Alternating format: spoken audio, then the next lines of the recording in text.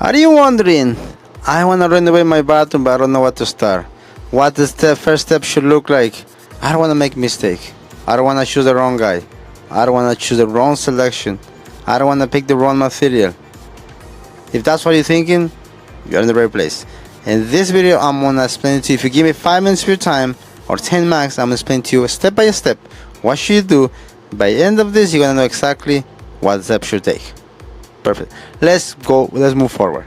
Alright, the final budgeting with all the designs, after you go through the selection, after you do the budgeting, after you go through the render, the final document should look like, depending on the type of your house, on the size of your house, anything like that. It should look like this, starting by permits, scope of work demo, foundation or roof, whatever it is part of this, it should be breakdown like this. You understand exactly where your money is going. Foundation, you name it, everything should be break down.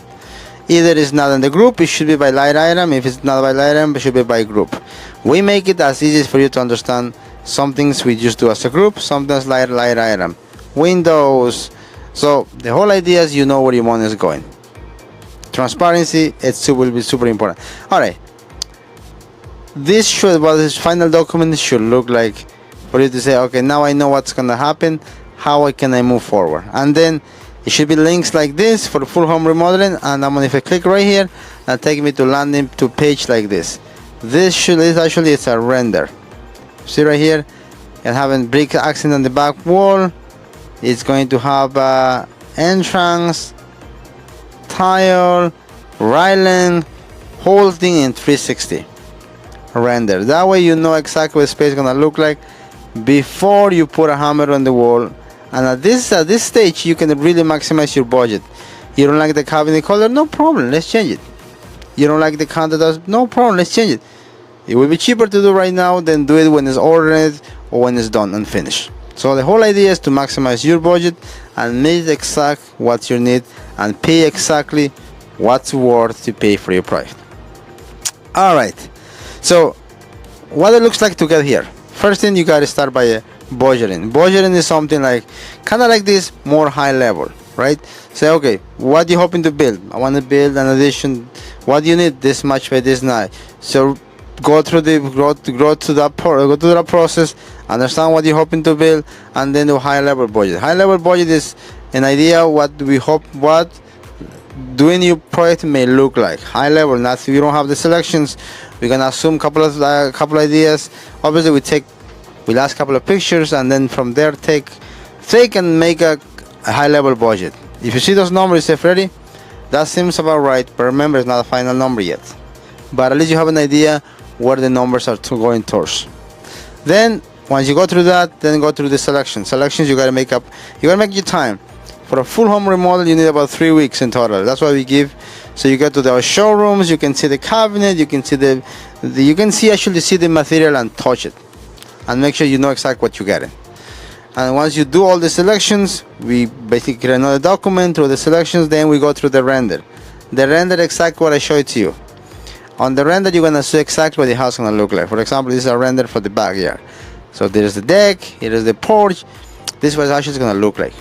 So you know what to build, you know what to expect, and also my team know exactly what to do for you in your home to make sure you have what you're hoping to get and the way you're hoping to get. So just to quickly recap, the process is build high level budget, an idea what you're hoping to spend.